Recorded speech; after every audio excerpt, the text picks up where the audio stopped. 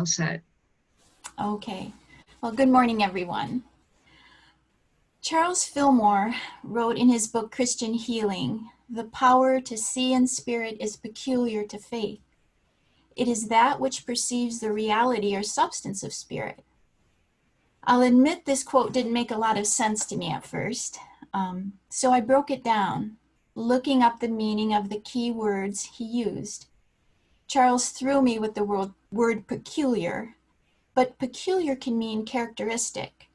The power to see in spirit, then, is characteristic to faith. It is that which perceives or recognizes the reality or existence of spirit. So faith, then, is acknowledging the existence of spirit. Spirit being the loving source of all that is, the one presence, one power, God the good. We discussed faith as a topic once during one of the gathering meetings I attended. An interesting point was made that we have complete faith that the sun will rise each morning and set each evening. I admit I have never had a sleepless night worrying about the sun not doing what the sun has always done. Yet this same kind of faith, or trust or knowing, is not so easily applied to the rest of my life, especially right now. Many of you, like myself, may be finding it a struggle to stand firmly in faith in the midst of what feels like utter chaos in the world around us. To know that all is well may be too great a stretch right now. The pain, fear, and uncertainty that is being experienced in relation to the pandemic, racial and social unrest, political divisions, wildfires, floods, all of it is overwhelming. So many beings, both human and non-human, are suffering. It feels like Mother Earth herself is crying. I would be lying if I did not admit that there are times when I have felt despair. During one of those moments, I reached for a favorite book of mine that was given to me by a Unity friend over 30 years ago. The title is Emmanuel's book. I sat down and prayed before opening it, asking for a message to comfort my heart, and the words I read were these: "Do not run away from the darkness. You are here to bring the light." Needless to say, those words were exactly what I needed in that moment, and in many of the fearful moments I've experienced since. I am here to bring the light. We are here to bring the light, to be the light. We are here to help raise the collective consciousness. That does not mean we deny what is happening or deny the fear and doubt we experience around it, but instead we acknowledge it, even embrace it as part of our humanness. And then we move forward in holding the vision of a world of peace, a world of kindness, a world of justice and compassion for all beings.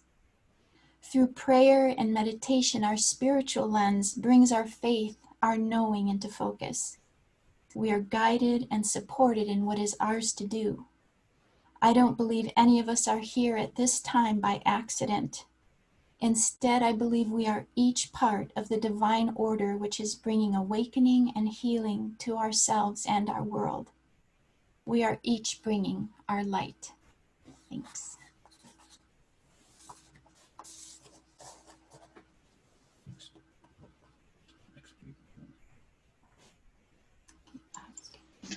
Good morning, everyone.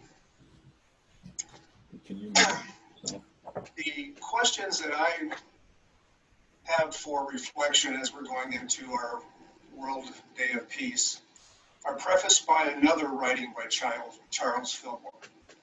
And it reads, "Now the faith we are all cultivating is built up through continuous affirmations of its loyalty to the divine idea, the higher self. You must have faith in your spiritual capacity." And it leads to the first question of how does knowledge of faith in your oneness, how does knowledge of and faith in your oneness with God help you move from fear to faith? And the first thought I had about this was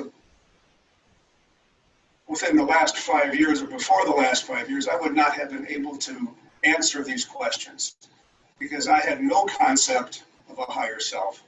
I had no concept of any spirituality. And because of that, I spent the majority of my life, all the way back to even being a young child, racked with fear of all types. Fear of the past, fear of the future, fear of the present. And that fear, in many cases, paralyzed me and limited the opportunities that I have. But since I started exploring my spiritual nature, I found out that the only way that I can release fear and move to faith is through that oneness with God.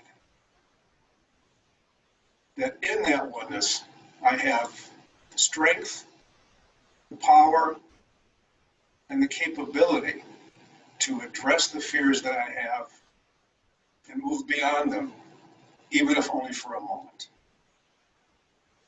It's been such a big part of my life that even today, there are times when I can feel the anxiety bubbling seemingly through my veins, and the fear starts to grab me, and I feel my throat start to tighten, and it's a little bit more difficult to breathe. And when that occurs, I can stop, go inside to where spirit dwells, and call on that power. Call on that power to challenge everything that I'm feeling at that time and really get in touch with that presence of God. When I do that, I get a sense of peace, a sense of calmness, and a sense of serenity that I rarely feel when I'm operating from my human nature alone. So I'm finding the more time that I spend with Spirit, in Spirit, I'm much more able to function well and get along without so much fear. The second question I'm posed to consider was, what capacity does this knowledge give to you? And what it gives me is the ability to realize that when I'm operating from this spiritual aspect of who and what I am, there is absolutely nothing that can happen in this world out here that can scare me, affect me, or harm me.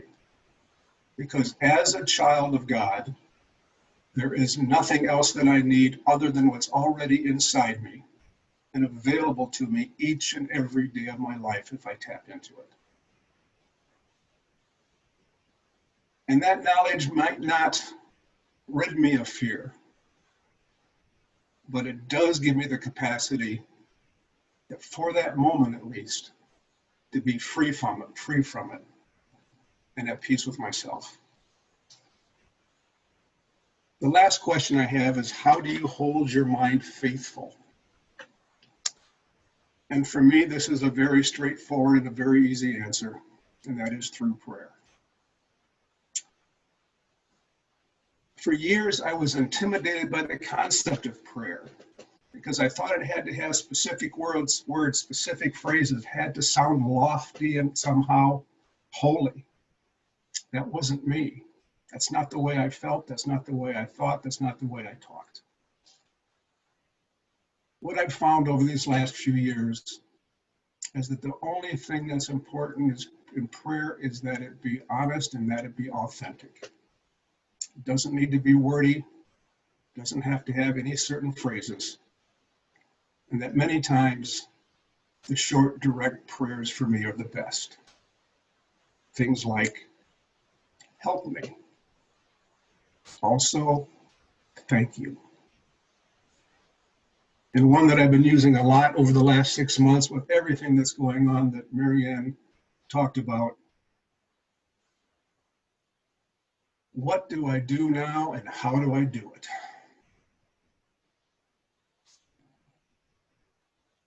When I do that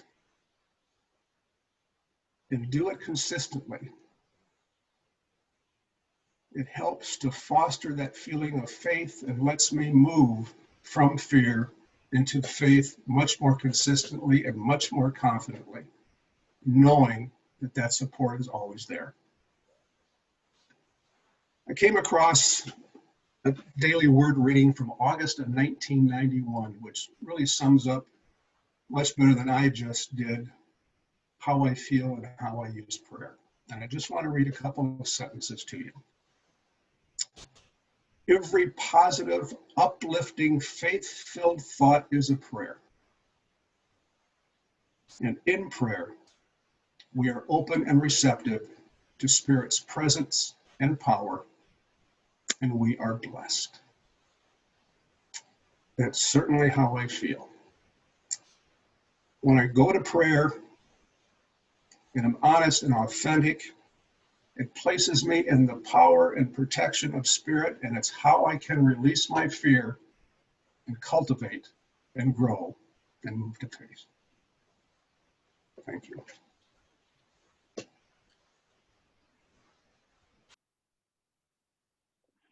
Good morning. I was chose the reflection question number 3, which is charge your mind with the living words of faith. Declare your faith in the light of the Spirit within you. Keep your spiritual eye of faith single to the fundamental truth that Spirit is the light of your life.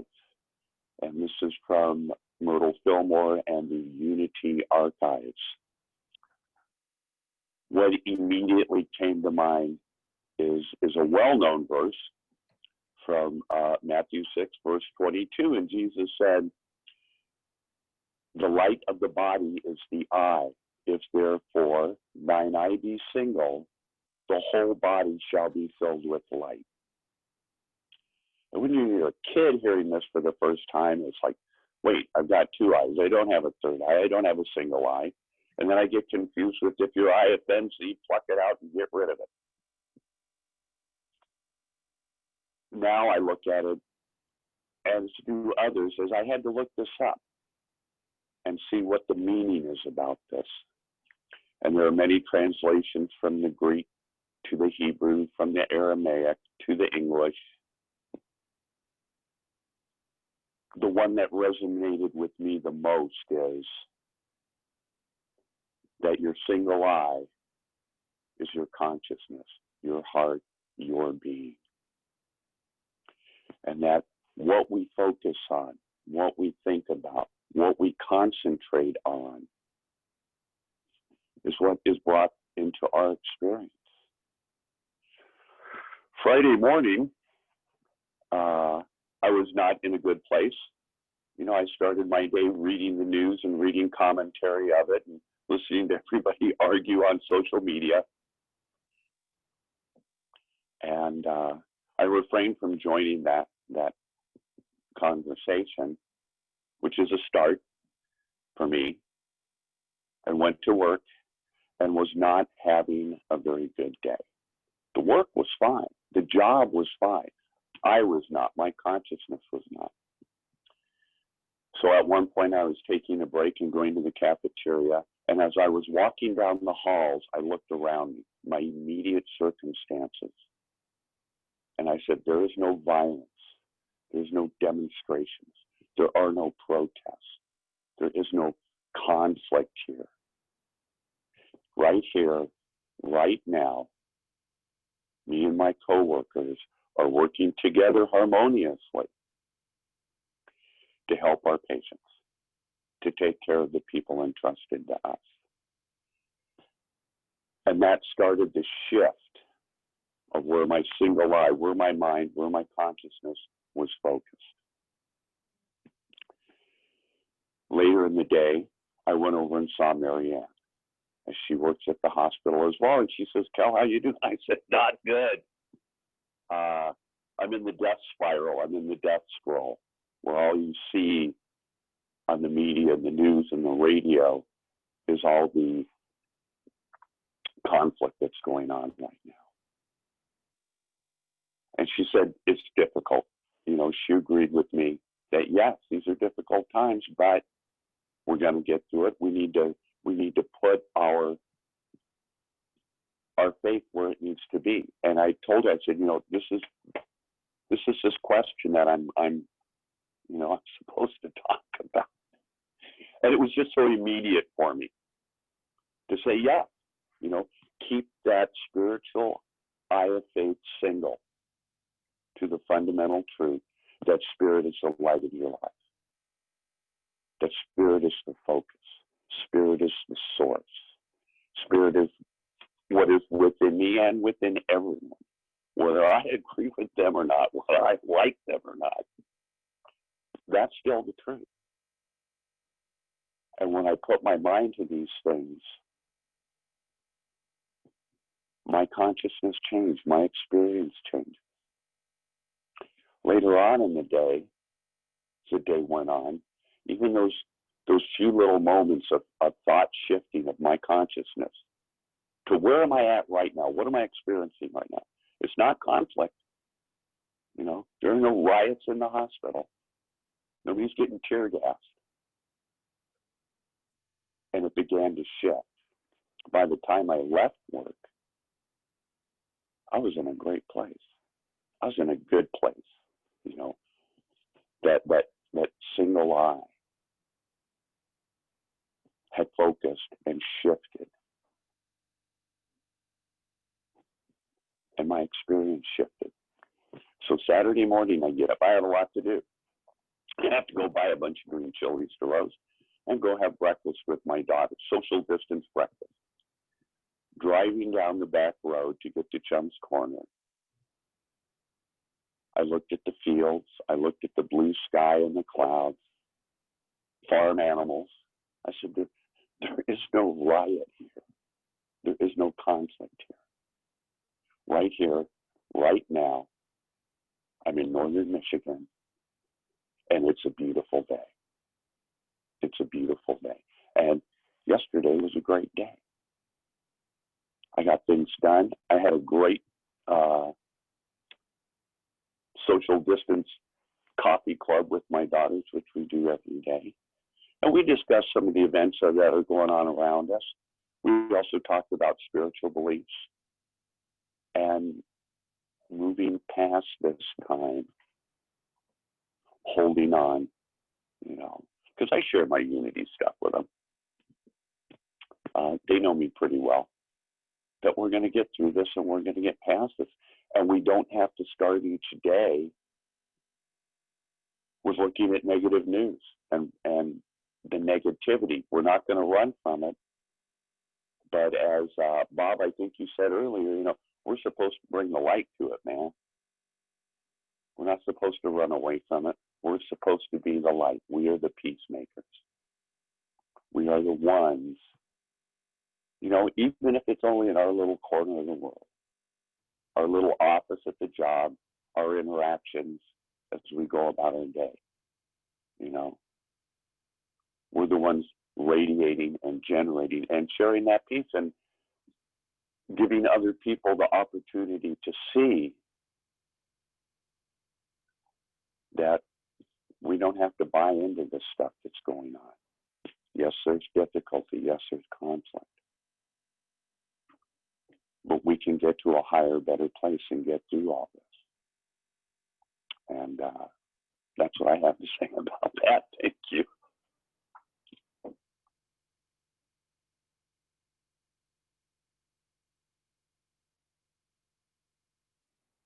Hello, you beautiful people. Okay, so now that we've, Marianne has talked about the question number one, which is, by the way, it's on a web page, and I'll post it to the chat room afterward. Question number one is, how do you look beyond troubling circumstances that provoke fear, looking instead through the spiritual lens of faith? And Bob talked about how does knowledge of and faith in your oneness with God help you to move from fear to faith? And there's some sub-questions under these too. Kelly talked to us about what can you do today to live expectantly, to faithfully conform your actions to truth, that all things are possible in spirit. And we talked about prayer as a way to connect with the divine, prayer, meditation. That's certainly one of our principles. I'm going to offer another example of my own personal connection to the divine, and that is through spoken word. Not that I am by any stretch of the imagination an expert in the book of Genesis, but it does reference that the words "and God said," over and over and over again. We see that creation process happening. Starting with, let there be light, and God saw that it was good. So my own personal example is not unlike a lot of people out there. I myself have found, there is a season for everything under the sun. And over this past summer, I found myself in a time of transition. Not a transition that I consciously chose, not a pleasant transition, but a transition nonetheless.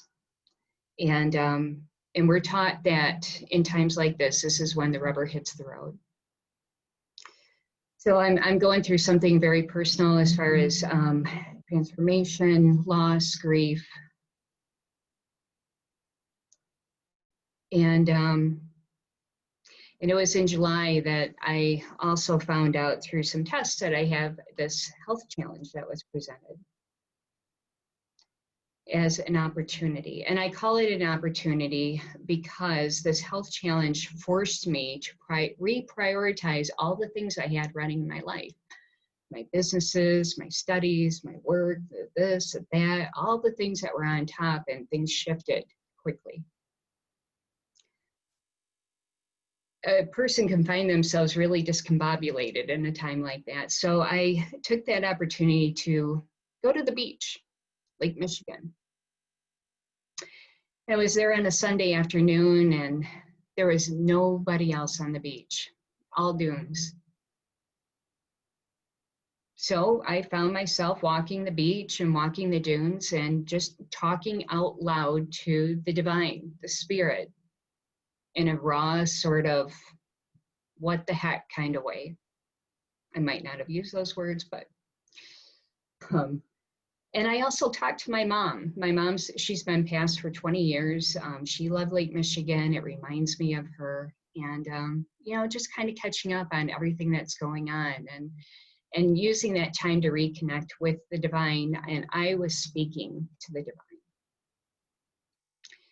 And I wanted to hear what the divine had to say to me. So I went back to my little cabana and my beach blanket, my beach umbrella, and I was listening to the waves rolling in, and I'm in the middle of this profound meditation when this shadow passed my eyes, and I opened them.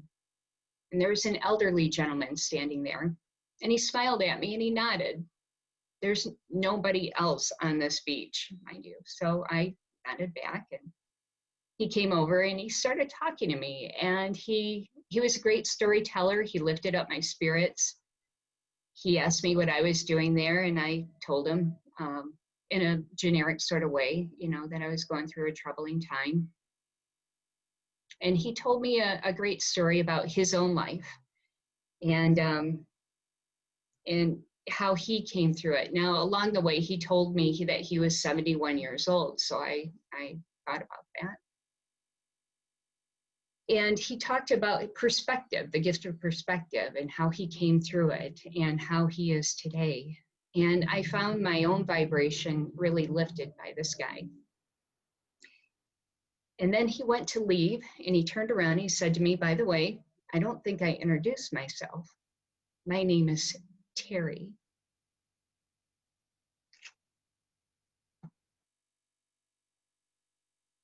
And I thought, of course it is.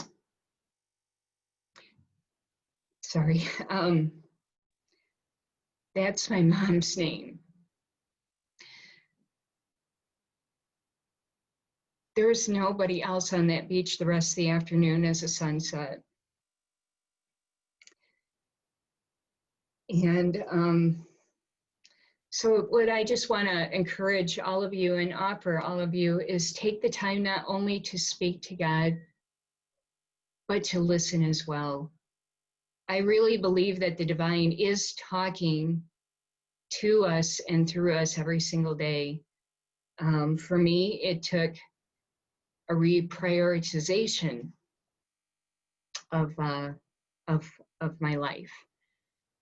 And instantly I grabbed my journal and I wrote that stuff down. I will offer this too. Not only was the gentleman's name the same as my mother's, but if my mom were still alive today, she would be 71 as well. Coincidence? Maybe. I don't think so. I don't think so at all. I think that there's gifts in this life for all of us. And with that, I'll just kind of round out this closing and repeat Myrtle Fillmore, the words of Myrtle Fillmore from the Unity Archives. And what she said is, charge your mind with living words of faith. Declare your faith in the light of the Spirit within you. Keep your spiritual eye of faith single to the fundamental truth that Spirit is the light of your life. God bless you.